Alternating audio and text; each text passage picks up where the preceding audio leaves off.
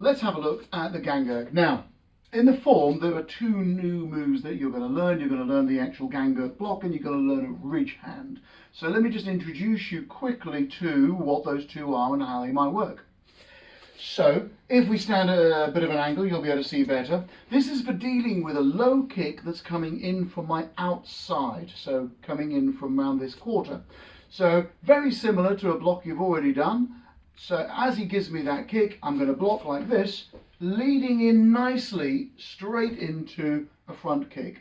We'll do that one more time so you can see. So, it's block, front kick. Now, I can deliver this either to his knee or to the pelvis. One is going to obviously collapse that leg and the other one is going to throw him backwards because that's where his centre of gravity is. The other new strike that you've got to learn is called a ridge hand.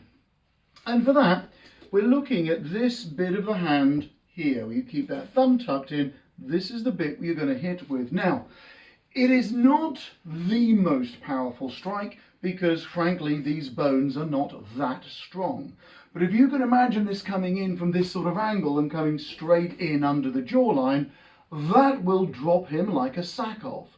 So we'll look at how to do that ridge hand with a little bit, enough force to really work. It's a bit of a sneaky hit because you tend to not actually see it coming.